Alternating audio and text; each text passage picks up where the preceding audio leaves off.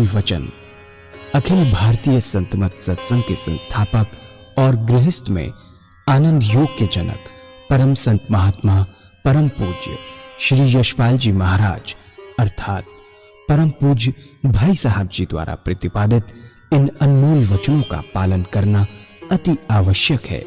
ये वचन हमारी गृहस्थ आध्यात्मिक साधना के लिए मूलभूत सिद्धांत हैं, जो इस प्रकार हैं। हम दुनिया की हर चीज की कीमत आंकते हैं, अपने मानव जीवन की कीमत भी जाने व परमात्मा की प्राप्ति हेतु साधना करें। मनुष्य योनि एक उपहार है, इसीलिए परमात्मा को धन्यवाद देते हुए आधा घंटा प्रातःकाल, आधा घंटा सायंकाल पूजा अवश्य करें।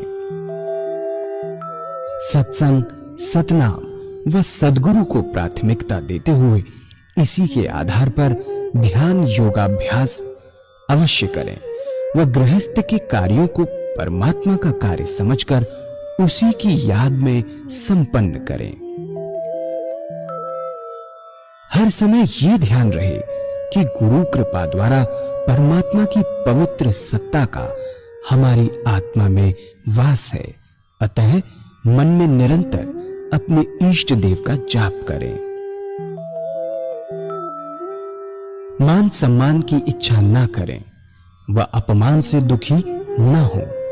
परमात्मा के अतिरिक्त किसी और का भय न करें। दूसरों की बुराई न करें, न सुने, सत्य व मधुर बोलें, अश्लील शब्द मुंह से ना निकालें, सभी से नम्रतापूर्ण व सुंदर व्यवहार करें।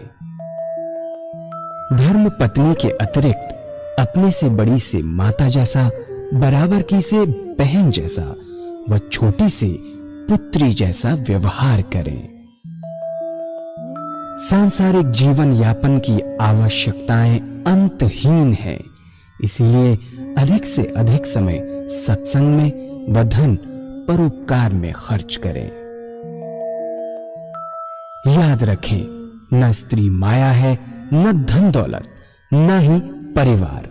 माया वह है जो हृदय को परमात्मा से दूर हटा दे। अतः निरंतर सत्संग और सद्गुरु की शरण में रहने का प्रयास करें।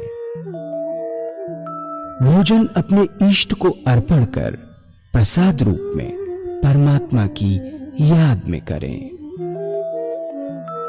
रात्रि में सोने से पहले अच्छे बुरे कार्यों का आत्मनिरीक्षण कर उसका समुचित पश्चाताप करते हुए ध्यान करें व प्रभु की गहरी याद में ही विश्राम करें। परमात्मा तू ही है, तेरी इच्छा पूर्ण हो।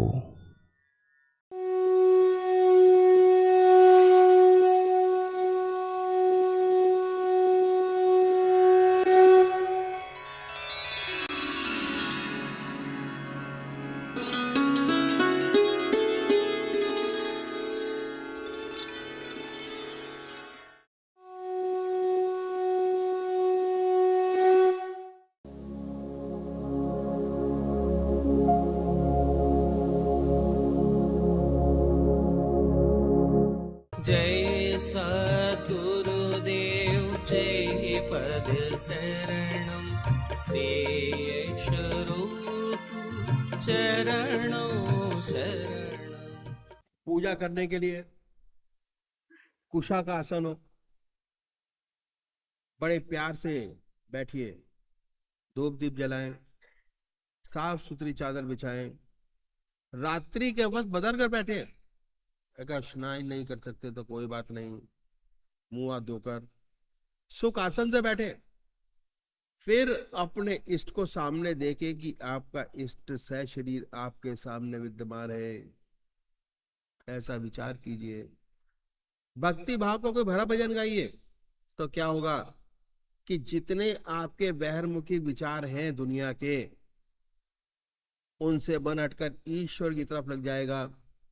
इसके बाद जब आप ध्यान करेंगे तो ध्यान बनेगा।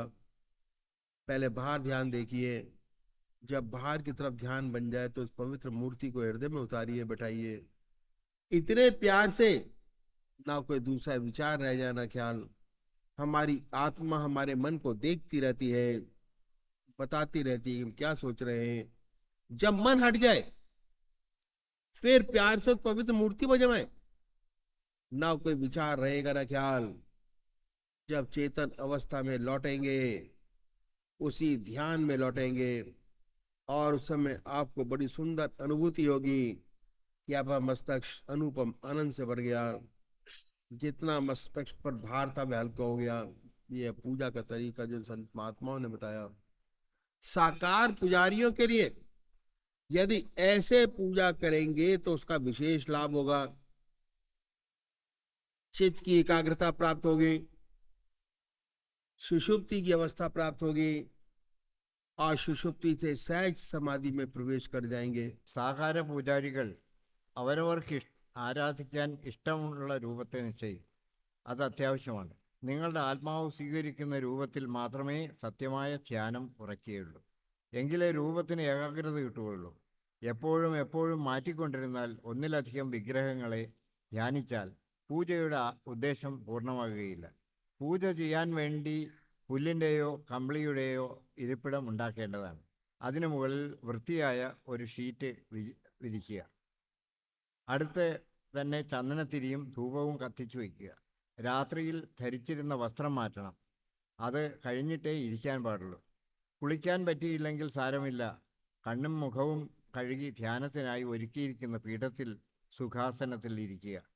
പിന്നെ നിങ്ങളുടെ ഇഷ്ടദേവനെ മുന്നിൽ കാണുക. നിങ്ങളുടെ ഇഷ്ടദേവൻ സശരീരനായി നിങ്ങളുടെ മുന്നിലുണ്ടെന്ന് ഭാവന ചെയ്യുക. പിന്നെ ഭക്തിഭാവം നിറഞ്ഞ ഏതെങ്കിലും ഒരു കീർത്തനം ആലപിക്കുക. ഇങ്ങനെ ചെയ്താൽ നിങ്ങളുടെ മനസ്സ് ലൗകികമായ പലതരം വിചാരങ്ങളിൽ നിന്ന് മാറി ഈശ്വരനിൽ സ്ഥിരമായി നിൽക്കും. ഇനി അത് നിങ്ങൾ ധ്യാനിച്ചാൽ ധ്യാനം ഉറയ്ക്കും. ആദ്യം പുറത്തേക്ക് നോക്കണം. പുറത്തിരിക്കുന്ന ഇഷ്ടദേവനിൽ ധ്യാനം ഉറപ്പിച്ചിട്ട് അതിനെ ഉള്ളിലേക്ക് കൊണ്ടുവന്ന് ഹൃദയത്തിൽ സ്നേഹത്തോടെ സ്ഥാപിക്കും. വേറെ ഒരു ചിന്തയും വിചാരവും നിലനിൽക്കാതെ വിധം സ്നേഹത്തോടെ സ്ഥാപിക്കണം. നമ്മുടെ ആത്മാവ് നമ്മുടെ മനസ്സിനെ ശ്രദ്ധിച്ചുകൊണ്ടിരിക്കുന്നു. നമ്മൾ എന്താണ് ആലോചിക്കുന്നത് എന്ന് നമ്മുടെ ആത്മാവ് പറഞ്ഞുകൊണ്ടേയിരിക്കുന്നു. മനസ്സ് ഇഷ്ടദേവനെ ധ്യാനിക്കുന്ന വഴിയിൽ നിന്ന് മാറിപ്പോയാൽ സ്നേഹത്തോടെ മനസ്സിനെ ആ പവിത്രമൂർത്തിയിലേക്ക് ലയിപ്പിക്കൂ. പിന്നെ ഒരു വിചാരമോ ചിന്തയോ ഉണ്ടാവുകയില്ല. അത് കഴിഞ്ഞ് ചേതനാവസ്ഥയിലേക്ക് തിരിച്ചു വരുമ്പോൾ അതേ ധ്യാനത്തിലാണ് സാധകൻ തിരിച്ചു വരുന്നത്. അപ്പോൾ നിങ്ങൾക്ക് ഒരു സുന്ദരമായ അനുഭൂതി ഉണ്ടായി. അത് കാരണം നിങ്ങളുടെ ഹൃദയവും മസ്തിഷ്കവും ആനന്ദം കൊണ്ട് നിറയും. മസ്തിഷ്കത്തിലെ ഭാരമെല്ലാം കുറയും. ഇതാണ് മഹാത്മാക്കൾ പറഞ്ഞു തന്നിരിക്കുന്ന പൂജ ചെയ്യേണ്ട മുറ. ഇങ്ങനെ പൂജ ചെയ്താൽ സാകാര പൂജാരികൾക്ക് വിശേഷ ലാഭം കിട്ടും. ചിത്തം ഏകാഗ്രമാകും. സുഷുപ്തി അവസ്ഥ പ്രാപ്തമാകും. മെല്ലെ മെല്ലെ സുഷുപ്തിയിൽ നിന്ന് സമാധിയിലേക്ക് പ്രവേശിക്കും. ഇനി ഭഗവാന് രൂപമില്ലാത്ത ഉപാസകർക്കുള്ള പൂജാ दूसरे उपाय हैं जो निराकार भगवान के उपासक है, परमात्मा की मूर्ति को नहीं मानते। वे भगवान के नाम को पकड़े और उस नाम को पकड़े जो आपको, आपकी आत्मा को सबसे प्यारा लगता है, सुंदर नाम। उस नाम को चुने। कोई ना कोई नाम से तो याद करते होंगे। हिंदू भाई ओम, मुस्लिम भाई अल्लाह, सिख भाई वाहेगुरु, क्रिश्चियन भाई क्राइस्ट या गॉड। हर भाई उस प्रभु का नाम देता ही है। किसी भी तरीके से जहां भी नाम आपकी आत्मा को प्यारा लगे उसे पकड़े। फिर आसन तो वही है। सुख आसन में पलौती लगाकर बैठे, हृदय की तरफ निगाह करें, आनंदमय अवस्था बनाएं, और ये ख्याल करें कि जब आपका हृदय दुख दुख करता है, उस हार्ट बीट होती है, उससे ओम नाम निकल रहा है। ये जो नाम चुना है वह निकल रहा है। हृदय ओम ओम कह रहा है, जवान नहीं कह रही, जिह्वा से नहीं, ख्याल से। शुरू शुरू में दिक्कत होती है, तब आप मानसिक जाप कर सकते हैं। Om Om Om God, God, God.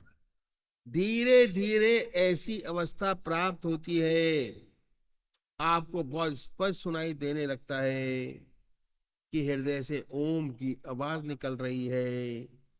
ऐसी हालत पैदा होती है, ना कोई दूसरा ख्याल रहता, ना विचार। उसमें ऐसे तल्लीन हो जाते हैं, होश नहीं रहता, अपने आप से गायब हो जाते हैं, विचार शून्य अवस्था बन जाती है। फिर जब चेतन अवस्था में आते हैं तो वही नाम सुनते होते हैं। हमें एहसास होता है, यह फीलिंग होती है कि हमारा मस्तिष्क अनुपम आनंद से भर गया, बड़ी शांति मिली। ये है तरीका संतों ने बताया कि कैसे मेडिटेट करेंगे, कैसे मेडिटेशन कंसंट्रेशन किया जाएगा। इसका इतना सुंदर तरीका इन संतों ने बताया, जो मैंने आपके सामने रखा। ഭഗവാനെ രൂപമില്ലാതെ ഉപാസന ചെയ്യുന്നവർക്കുള്ള പൂജാവിഷയമാണ്. പരമാത്മാവിന് ഒരു രൂപമുള്ളതായി മാനിക്കാത്ത ചില സഹോദരന്മാരുണ്ട്. അവർ എന്തു ചെയ്യണം? അവർ പരമാത്മാവിൻ്റെ പേരുകളിൽ നിന്ന് അവരുടെ ആത്മാവിന് ഏറ്റവും ഇഷ്ടപ്പെടുന്ന ഒരു പേര് തിരഞ്ഞെടുക്കണം. എല്ലാവരും ഭഗവാനെ ഒരു പേരിലൂടെ, ഏതെങ്കിലും ഒരു പേരിലൂടെ ആണല്ലോ ഓർക്കുന്നത്. ഹിന്ദു സഹോദരന്മാർ ഓം എന്നും, മുസ്ലിം സഹോദരന്മാർ അല്ലാഹു, സിഖ് സഹോദരന്മാർ വായുഗുരു, ക്രിസ്ത്യൻ സഹോദരന്മാർ ക്രിസ്തു അഥവാ ഗോഡ് എന്നും വിളിക്കുന്നു. അങ്ങനെ എല്ലാ സഹോദരന്മാരും പ്രഭുവിൻ്റെ പേര്, ചിലർ രാം, ചിലർ റഹീം എന്നൊക്കെ പേരുകൾ വിളിക്കുന്നുണ്ട്. ഇതിൽ നിന്നും നിങ്ങളുടെ ആത്മാവിനെ ഏറ്റവും സ്നേഹത്തോടെയും ഭക്തിയോടെയും സ്മരിക്കാൻ ഇഷ്ടമുള്ള പേര് തിരഞ്ഞെടുക്കൂ. പിന്നെ ആസനം നേരത്തെ പറഞ്ഞ വിധം തന്നെയാണ്. സുഖാസനത്തിൽ ഇരിക്കൂ. എന്നിട്ട് ഹൃദയഭാഗത്തേക്ക് ദൃഷ്ടി കൊണ്ടുവരൂ. മനസ്സിൽ ആനന്ദമയമായ അവസ്ഥ ഉണ്ടാക്കും. എന്നിട്ട് നിങ്ങളുടെ ഹൃദയം തുടിക്കുമ്പോൾ ആ ഹൃദയമിടിപ്പിൽ നിന്നും ഓം ഓം അല്ലെങ്കിൽ നിങ്ങൾ തിരഞ്ഞെടുത്ത ഏതു പേരാണോ അത് കേൾക്കുന്നത് പോലെ സങ്കല്പിക്കൂ. ഹൃദയമാണ് ഓം ഓം എന്ന് പറയേണ്ടത്, അല്ലാതെ ചുണ്ടുകളോ നാക്കോ കൊണ്ടല്ല പറയേണ്ടത്. ആദ്യം കുറച്ച് ക്ലേശമുണ്ടാവും. അപ്പോൾ നിങ്ങൾക്ക് മനസ്സിൽ തന്നെ ജപിക്കാം ഓം ഓം ഓം എന്ന്. മെല്ലെ നിങ്ങളുടെ ഹൃദയത്തിൽ നിന്ന് സ്പഷ്ടമായി ഓം ശബ്ദം കേൾക്കുന്നതായി ഒരവസ്ഥ വന്നു ചേരും.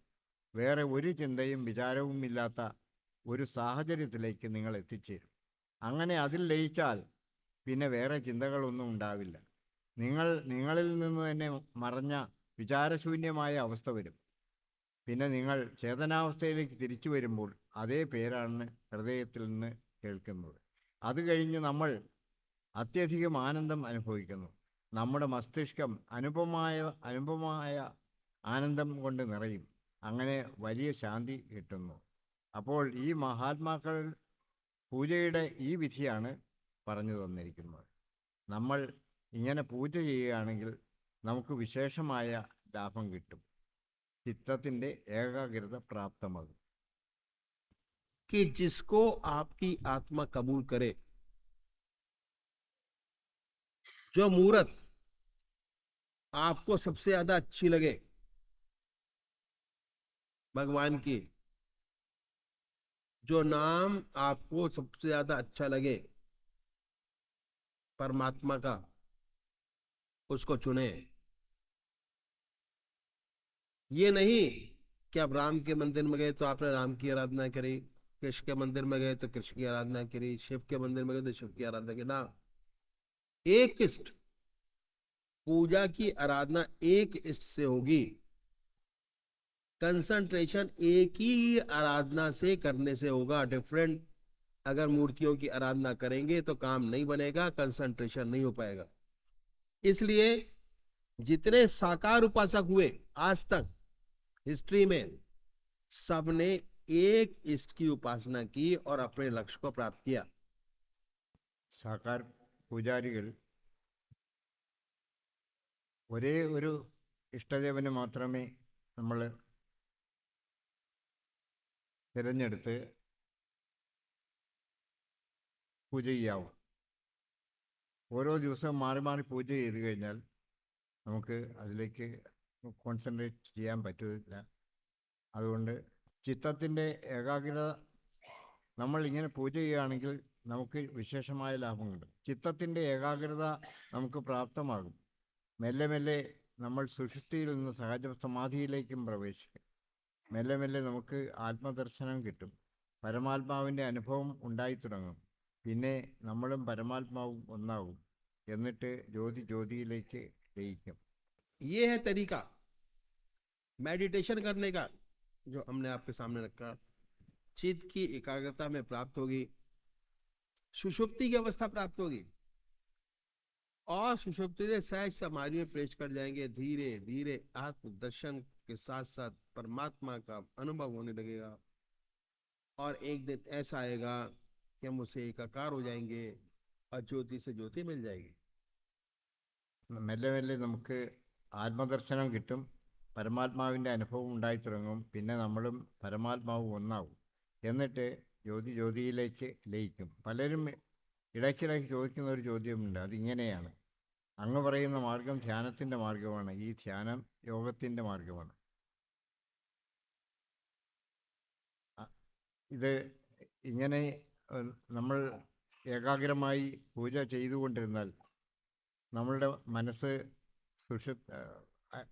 സുഷുപ്തിയിലേക്ക് പ്രവേശിക്കും. സുഷുപ്തിയിൽ നിന്ന് സഹജ സമാധിയിലേക്കും ഈശ്വര സാക്ഷാത്കാരത്തിലേക്കും എത്തിച്ചേരും. അങ്ങ് പറയുന്ന മാർഗം ധ്യാനത്തിൻ്റെ മാർഗമാണ്. ഇത് ധ്യാനയോഗത്തിൻ്റെ മാർഗമാണ്. ധ്യാനത്തെ സംബന്ധിച്ചിടത്തോളം ഋഷി പതഞ്ജലിയാണല്ലോ ഏറ്റവും ശ്രേഷ്ഠനായ അധികാരി. അദ്ദേഹം യോഗസൂത്രത്തിൽ പറയുന്നത് ഇങ്ങനെയാണ്: ധ്യാനം ചെയ്യാൻ സാധകൻ അഞ്ചു വിരൽ ഉയർച്ചയുള്ള പീഠത്തിൽ സിദ്ധാസനത്തിലിരുന്ന് നാസികയുടെ അഗ്രഭാഗത്തേക്ക് ശ്രദ്ധിക്കണം. എന്നിട്ട് പുരികങ്ങൾക്കിടയിലുള്ള ആജ്ഞാചക്രത്തിലേക്ക് ധ്യാനം കേന്ദ്രീകരിക്കണമെന്നാണ്. അപ്പോൾ പ്രശ്നം ഇതാണ്: അങ്ങനെ നിങ്ങൾ ഹൃദയത്തിലേക്ക് നോക്കി ധ്യാനിക്കാൻ പറയുന്നത് എന്തിനാണ് പറയുന്നത്? നമുക്കിടയിലെ പ്രായമായ ആൾക്കാരും സദ്ഗുരുക്കളും ഇങ്ങനെ ഹൃദയത്തിലേക്ക് ധ്യാനം കൊണ്ടുവരാൻ എന്തിനാണ് പറയുന്നത്? ഇത് കാരണം ഒരു പുതിയ സാധകന് ഭ്രമമുണ്ടാകുന്നു. സത്യത്തിൽ ശരിയായ കാര്യം എന്താണ്? പതഞ്ജലി മഹാരാജ് ഈ വഴി പറഞ്ഞു തന്നിട്ടുണ്ട് എന്നത് ശരിയാണ്. പക്ഷേ അതിനു മുൻപ് ധ്യാനം ആർക്ക് എങ്ങനെയുള്ളവർക്ക് ചെയ്യാൻ പറ്റും എന്ന കാര്യത്തിന് വളരെ അധികം പ്രാധാന്യം കൊടുത്തിട്ടുണ്ട്. ബാലബ്രഹ്മചാരിയായി ഇരിക്കുന്ന ഒരു വ്യക്തിക്ക് മാത്രമേ ഇത് ചെയ്യാൻ പറ്റുകയുള്ളൂ. പതഞ്ജലിയുടെ യോഗസൂത്രത്തിൽ ബ്രഹ്മചര്യത്തിന് വളരെയധികം പ്രാധാന്യം കൊടുത്തിട്ടുണ്ട്. യമം, നിയമം, ബ്രഹ്മചര്യം എന്നിവയൊക്കെ ഇതിൽപ്പെടും. ധ്യാനം ചെയ്യാൻ അധികാരം ആർക്കാണുള്ളത് എന്ന് ഭഗവാൻ കൃഷ്ണനും പറഞ്ഞിട്ടുണ്ട്. മാതാപിതാക്കളുടെ ഗൃഹസ്ഥ ജീവിതവും ബ്രഹ്മചര്യം മൂലം വളരെ ഔന്നത്യം കൈവരിച്ചിട്ടുള്ള ബ്രഹ്മചാരികളുമാണ് അവർക്കുമാണ് ഈ ധ്യാനം പറഞ്ഞിട്ടുള്ളത്. പലപ്പോഴും പുസ്തകങ്ങൾ നോക്കി നമ്മൾ അതിൽ പറഞ്ഞിരിക്കുന്നത് പോലെ ധ്യാനം ചെയ്യാൻ തുടങ്ങും. പക്ഷേ അതിൻ്റെ പ്രാരംഭികമായ ആവശ്യങ്ങൾ നമ്മൾ ശ്രദ്ധിക്കുകയില്ല. തൽഫലമായി വലിയ വലിയ ബുദ്ധിമുട്ടുകളിൽ ചെന്നു ചാടും. ഇതേപോലെയുള്ള അനവധി സംഭവങ്ങൾ മുന്നിൽ വന്നിട്ടുണ്ട്. പുസ്തകം വായിച്ച് അല്ലെങ്കിൽ ഏതെങ്കിലും സന്യാസിയുടെ അടുത്ത് നിന്ന് പഠിച്ചിട്ട് ധ്യാനം ചെയ്യാൻ തുടങ്ങും. പിന്നീട് സാധകൻ വലിയ ബുദ്ധിമുട്ടിലാകും. ഇനി നിങ്ങൾ പറയുന്ന പോലെ ഇങ്ങനെ ഇരുന്ന് ഒന്ന് ചെയ്തു നോക്കൂ. സിദ്ധാസനത്തിലിരുന്ന് നാസികയുടെ അഗ്രഭാഗത്തേക്ക് നോക്കൂ. എന്നിട്ട് പുരുകത്തിൻ്റെ ഇടയ്ക്കുള്ള ചക്രത്തിലേക്ക് ധ്യാനം കൊണ്ടുവരൂ. നിങ്ങളുടെ കണ്ണിൻ്റെ കൃഷ്ണമണിയുടെ ദിശ മേൽപോട്ടാകും. തലയിലെ ഞരമ്പുകളിലും നാഡികളിലും സമ്മർദ്ദം അനുഭവപ്പെടും. ബ്രഹ്മചാരികളുടെ നാഡികൾക്ക് ഇത് സഹിക്കാൻ പറ്റും. പക്ഷേ അതല്ലാത്തവരുടെ നാഡിക്ക് ഇത് താങ്ങാനുള്ള സഹനശേഷി ഉണ്ടാകുകയില്ല. അത്തരക്കാർ ഇത് ചെയ്യാൻ നോക്കിയാൽ അവർക്ക് പേശീരോഗം അഥവാ നെർവസ് ബ്രേക്ക് ഡൗൺ ഉണ്ടായേക്കാം. ചിലർക്ക് ഒരു പണിയും ചെയ്യാൻ പറ്റാത്ത ദശ ഉണ്ടായേക്കാം. നമ്മൾ ബ്രഹ്മചാരികളല്ല, ഗൃഹസ്ഥരാണ്. അതുകൊണ്ട് നമുക്ക് ഗൃഹസ്ഥരുടെ വഴിയാണ് പറഞ്ഞിട്ടുള്ളത്. അതുകൊണ്ടാണ് നമ്മുടെ സദ്ഗുരുക്കൾ നമുക്ക് ഹൃദയത്തിൽ നിന്നും ധ്യാനം ചെയ്യാനുള്ള വഴി പറഞ്ഞു തന്നിരിക്കുന്നത്. ഹൃദയചക്രത്തിൽ ധ്യാനിച്ചാൽ പ്രത്യേകിച്ച് ലാഭമുണ്ട്. അതെന്താണെന്ന് വെച്ചാൽ ഹൃദയത്തിൽ നിന്നാണ് നമ്മുടെ ശരീരത്തിൽ രക്തപ്രവാഹം ഉണ്ടാകുന്നത്. ഹൃദയം എന്നത് പമ്പിംഗ് സ്റ്റേഷനാണ്. അപ്പോൾ ഹൃദയത്തിന് രാമനാമത്തിൻ്റെ നിറം വന്നാൽ ഹൃദയത്തിൽ കൂടി കടന്നു പോകുന്ന രക്തത്തിന് പരമാത്മാവിൻ്റെ നാമത്തിൻ്റെ നിറം വരും. ശരീരത്തിൻ്റെ എല്ലാ ധമനികൾക്കും പരമാത്മാവിൻ്റെ നാമത്തിൻ്റെ നിറം വരും. ശരീരത്തിൻ്റെ എല്ലാ ഭാഗത്തു നിന്നും പരമാത്മാവിൻ്റെ നാമം ഉച്ചരിക്കപ്പെടാൻ തുടങ്ങും. ഇതാണ് ആദ്യത്തെ കാര്യം. പിന്നെ രണ്ടാമത്തെ കാര്യം, ഹൃദയം ഭാവനകളുടെ കേന്ദ്രമാണ്. നല്ലതും ചീത്തയുമായ എല്ലാ ഭാവനകളും ഹൃദയത്തിൽ നിന്നാണ് വരുന്നത്. ഹൃദയത്തിന് രാമനാമത്തിൻ്റെ നിറം വന്നാൽ അതുകൊണ്ട് നല്ലതും ഉയർന്നതുമായ ഭാവനകൾ ഉണ്ടാകും. പരോപകാരം, വിശ്വപ്രേമം, ഇങ്ങനെ ഉയർന്ന ഭാവനകൾ ഉത്ഭവിക്കും. പിന്നെ ഈ ലോകത്തിന് അത്യാവശ്യമുള്ള ധാരാളം നല്ല നല്ല കാര്യങ്ങൾ ജനിക്കും. കൂടാതെ ഇത് ആധ്യാത്മിക മാർഗവുമാണ്. മൂന്നാമത്തെ കാര്യം, ആത്മാവിൻ്റെ സ്ഥാനം നമ്മുടെ ഹൃദയഗൃഹത്തിലാണ്. ഹൃദയത്തിൻ്റെ ഏറ്റവും ഉള്ളറകളിലാണ്. അതുകൊണ്ട് എവിടെ നിന്ന് തുടങ്ങിയാലും ഹൃദയചക്രം ജാഗ്രത കൈവരിക്കാതെ പരമാത്മാവിനെ തൊടാനാവില്ല. പ്രഭുവിൻ്റെ സ്മരണ ഹൃദയത്തിൽ ഉണരാത്തിടത്തോളം കാലം നമുക്ക് പരമാത്മാവിനെ കൈവരിക്കാൻ കഴിയില്ല. ഹൃദയത്തിൽ നിന്ന് പരമാത്മാവിനെ ശരിയായി സ്മരിക്കുമ്പോഴാണ് പരമാത്മാവിനെ പ്രാപിക്കാൻ കഴിയുന്നത്. അക്കാരണത്താലാണ് ഈ മഹാത്മാക്കൾ ഹൃദയത്തിൽ നിന്നുള്ള ധ്യാനം ചെയ്യാൻ നമ്മളോട് പറയുന്നത്. നാലാമത്തെ കാര്യം, നിങ്ങൾ ഹൃദയത്തിൽ ധ്യാനം ചെയ്യുമ്പോൾ ആനന്ദമയമായ ഒരു അവസ്ഥ ഉണ്ടാകുന്നു. അതുമാത്രമല്ല, നിങ്ങളുടെ ദൃഷ്ടി താഴേക്ക് ആകുന്നു. മസ്തിഷ്കത്തിൽ ഒരു ഭാരവും ഉണ്ടാകുകയില്ല. ഒരു പിരിമുറുക്കവും ഉണ്ടാകുകയില്ല. No pressure, no strain. നിങ്ങൾ പൂജയ്ക്ക് ഇരിക്കുമ്പോൾ ആനന്ദമയമായ അവസ്ഥ ഉണ്ടാക്കൂ. എന്നിട്ട്, ഹേ പ്രഭു, അങ്ങയുടെ ചരണങ്ങളിൽ ഞാൻ വിശ്രമമാണ് ആഗ്രഹിക്കുന്നത്, ധ്യാനമല്ല എന്ന് പരമാത്മാവിനോട് പ്രാർത്ഥിക്കൂ. ശരിയായ വിശ്രമം ധ്യാനം തന്നെയാണ്. ഇങ്ങനെയുള്ള സുന്ദരമായ വിചാരത്തോടു കൂടി പൂജ ആരംഭിക്കൂ. അപ്പോൾ ആനന്ദം മാത്രമേ ഉണ്ടാവൂ. ഒരു വിശേഷ കാര്യം എന്താണെന്ന് വെച്ചാൽ, നമ്മുടെ പ്രാണന് ചിത്തത്തിൻ്റെ ഏകാഗ്രതയുമായി വലിയ സംബന്ധമുണ്ട്. ചിത്തത്തിൻ്റെ ഏകാഗ്രത കൂടുന്തോറും നമ്മുടെ പ്രാണൻ്റെ ഗതി മേൽപോട്ട് ആയിക്കൊണ്ടിരിക്കും. നമ്മൾ മേൽപോട്ട് ഉയരും. ലോകത്തെക്കുറിച്ചും സ്ത്രീയെക്കുറിച്ചും സമ്പത്തിനെക്കുറിച്ചും എത്രത്തോളം നാം ചിന്തിക്കുന്നുവോ അത്രത്തോളം നമ്മുടെ പ്രാണൻ്റെ ശ്രദ്ധ നമ്മുടെ കീഴ്ഭാഗങ്ങളിൽ ഒതുങ്ങി നിൽക്കും.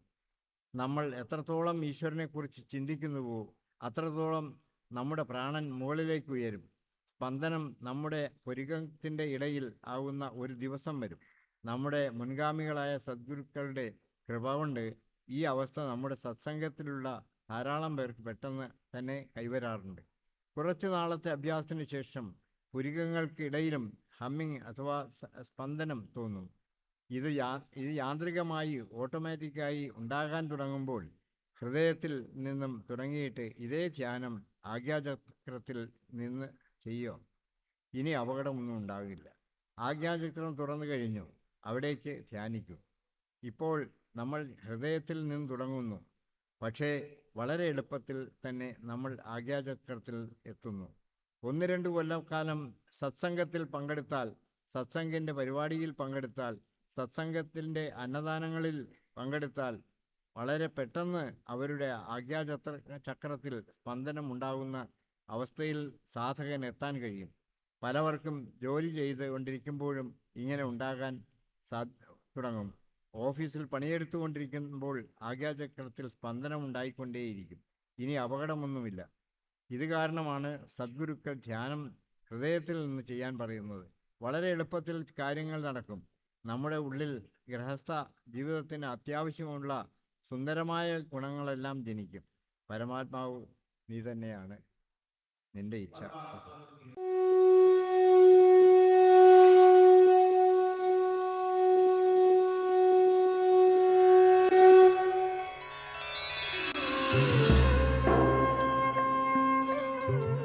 ध्यान योग के कार्यक्रम आनंद योग से निशुल्क जुड़ने के लिए संपर्क करें 9810239677।